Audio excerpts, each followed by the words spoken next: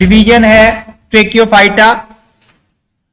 इनको हम vascular plants कहते हैं। नाम का लफ्जी मतलब ट्रेकिया या नालियां हैं। बेसिकली इनके अंदर जाइलम और फ्लोएम वेसल्स पाई जाती हैं, जिसको हम वास्कुलर बंडल भी कहते हैं। और ये जमीन के ऊपर फिर बहुत ज्यादा सक्सेसफुल ग्रुप है प्लांट्स का, यानी कि ये जमीन पे बहुत सारी ऐसी जगहों पे रह सकते हैं जहां पे दूसरे प्लांट्स ब्रायोफाइट्स नहीं रह सकते थे। और इनमें से भी मतलब इनके आगे 4 मेजर ग्रुप्स हैं, तो इनमें से फ्लावरिंग प्लांट सबसे ज्यादा सक्सेसफुल हैं कि उन्होंने पूरी जमीन पे इस वक्त कब्जा किया हुआ है। तो वजह यह है कि इन्होंने कॉम्प्लेक्स वेजिटेटिव और रिप्रोडक्टिव स्ट्रक्चर बनाए। वेजिटेटिव यानी जो उनकी बॉडी का पार्ट है, और रिप्रोडक्टिव जो रिप्रोडक्शन में इन्वॉल्व होते हैं, ऐसे कॉम्प्लेक्स स्ट्रक्चर्स बनाए जो फिर इनको जमीन पे कब्जा करने के काबिल बनाते हैं। वेजिटेटिव स्ट्रक्चर्स कौन कौन से हैं? रूट, स्टेम और लीव्स इन्होंने इजाद किए। और रूट, स्टेम और लीव का वर्ड जब हम इस्तेमाल करते हैं तो इसका मतलब है कि इन तीनों चीजों के अंदर जाइलम और फ्लोएम मौजूद है। फिर इन्होंने प्रोटेक्टेड स्पोरेंजिया बनाई। पिछली दफा हमने कैप्सूल देखा था। कैप्सूल एक स्पोरेंजियम है जिसके अंदर स्पोर्स मौजूद होते हैं, और वो कैप्सूल फटता है और उसमें से स्पोर्स जाके मिट्टी में गिरते हैं और वो ग्रो करके प्लांट बनाते हैं।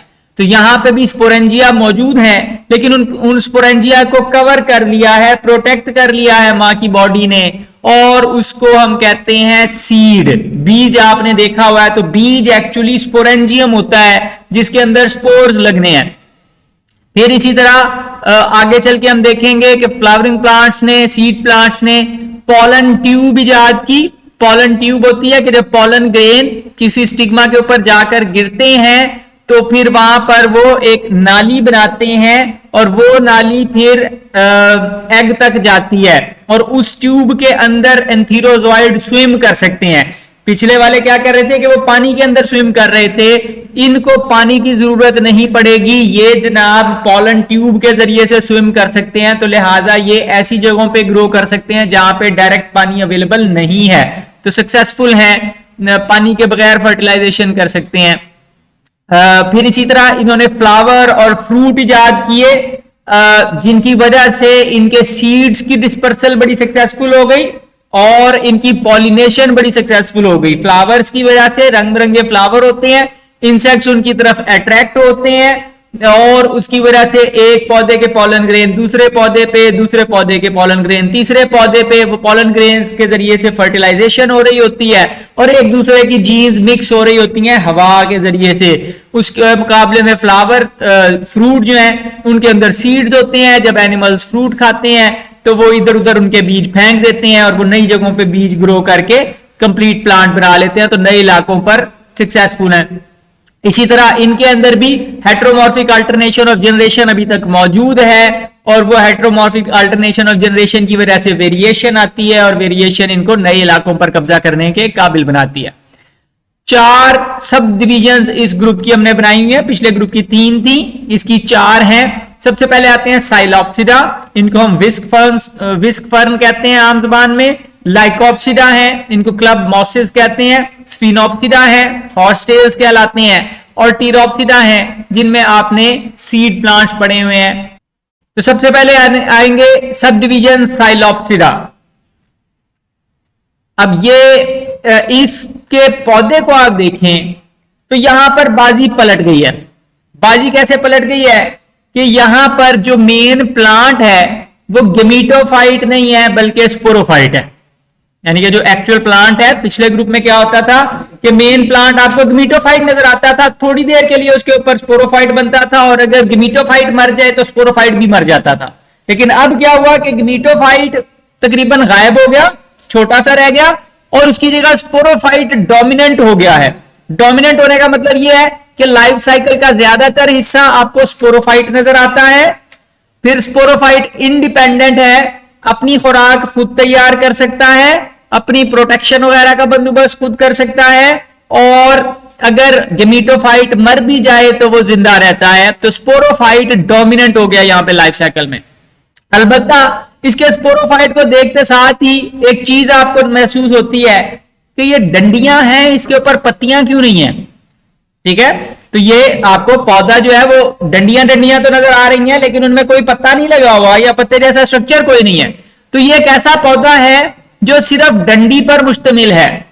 पिछले ग्रुप में आपने स्पोरोफाइट देखा था, और वहां स्पोरोफाइट क्या था, एंथोसिरोस में वो सींग की तरह एक लंबी सी डंडी थी।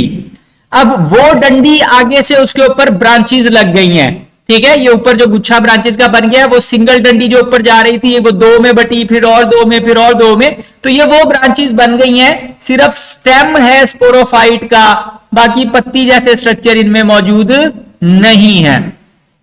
डिफरेंशिएटेड स्टेम होता है। डिफरेंशिएटेड का मतलब है कि स्टेम के मुख्तलिफ हिस्से मुख्तलिफ काम करते हैं। मिसाल के तौर पे स्टेम का जो हिस्सा जमीन में नीचे मट्टी में दबा हुआ है उसको हम अंडरग्राउंड राइजोम कहते हैं। अंडरग्राउंड यानी कि वो मट्टी में दबा हुआ है।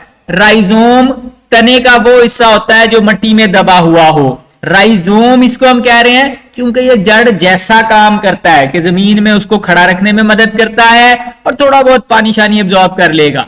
और एरियल पार्ट्स देखने में डिफरेंट हैं, जो एरियल का मतलब है जो हवा में है, हवा वाले पार्ट्स देखने में डिफरेंट हैं, और ये डाइकोटमसली ब्रांच्ड हैं। एक से दो ब्रांचेस, फिर वो अगली वाली जाके फिर दो में बट गई, फिर दो में बट गई, तो हर ब्रांच आगे से दो दो शाखों में बढ़ती जा रही है।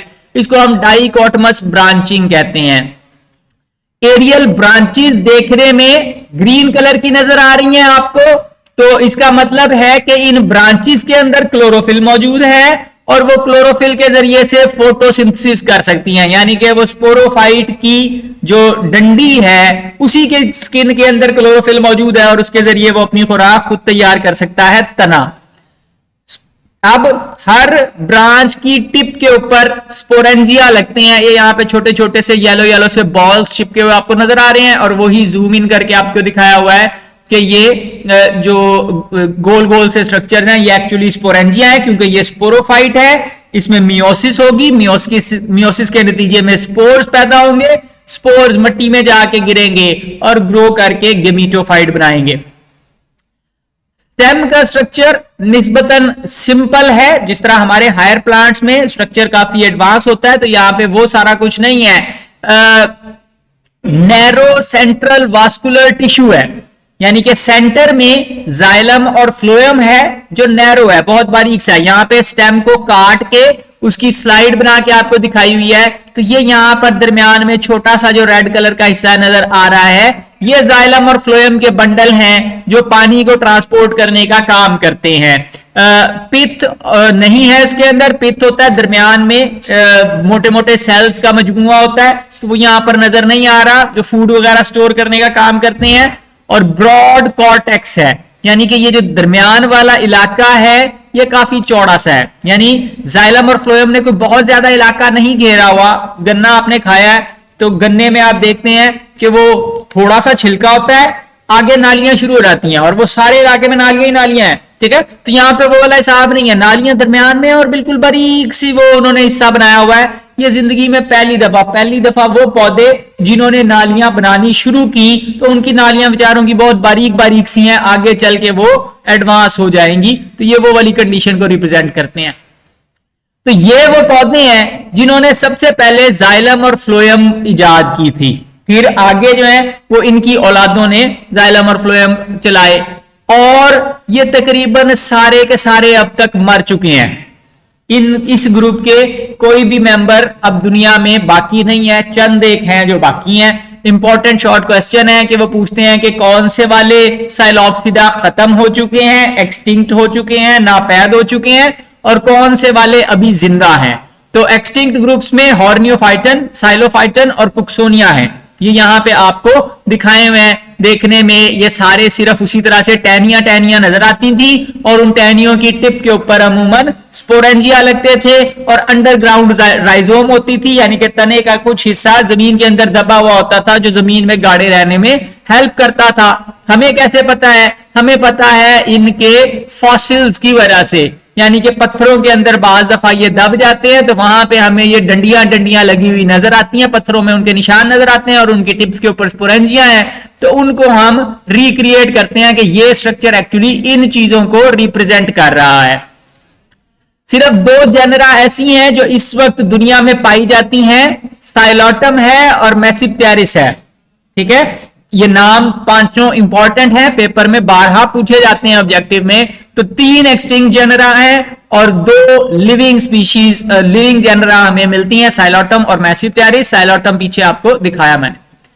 अच्छा, अब जब स्पोर जमीन के अंदर जाकर गिरते हैं तो वो ग्रो करके गेमिटोफाइट बनाते हैं, और पहले गेमिटोफाइट बड़ा सा पत्तियों वाला या उसके ऊपर कोई डंडियां लग रही थी, लेकिन अब वो गेमिटोफाइट बेचारा बिल्कुल छोटा सा हो गया है। यहां पे देखने में वो एवं बेतरतीब अजीब सी चीज नजर आ रही है, थैलस है, यानी कि इसके अंदर पत्तियां डंडियां कोई ऐसी चीज नहीं है, बेतरतीब मजमुआ है सेल्स का, तो इसको हम थैलस कहेंगे। कलरलेस है, ऑब्वियसली आपको देखने में ग्रीन नहीं लग रहा, तो इसके पास फोटोसिंथेसिस करने का सामान मौजूद नहीं है, और ये अंडरग्राउंड होता है, यानी कि मट्टी के अंदर दबा, यानी स्पोर जाके मट्टी में गिरा, मट्टी में दब गया, वहां पे ये ग्रो करेगा, और ग्रो करने के थोड़ी देर बाद ही स्पोरोफाइट बनाएगा और स्पोरोफाइट बड़ा हो जाएगा। ये अमूमन फंगस के साथ सिम्बायोसिस के जरिए से रहता है, यानी कि वो पुराने जमाने से ही फंजाई की और प्लांट्स की आपस में दोस्ती हो गई थी, दोनों एक दूसरे को बेनिफिट देते हैं। तो ये जनाब फूड हासिल करता है फंजाई से, बदले में फंजाई को प्रोटेक्ट करता है, उनको संभाल के रखता है। तो ये बेसिकली वो माइकोराइजा की शुरुआत हो रही है, जो पिछले चैप्टर में हमने पढ़ा था कि 95% प्लांट्स ने अपने साथ फंजाई एसोसिएट किए हुए हैं। तो ये वो पहले प्लांट्स थे जिन्होंने अपने साथ फंजाई एसोसिएट करने का सिलसिला शुरू किया था।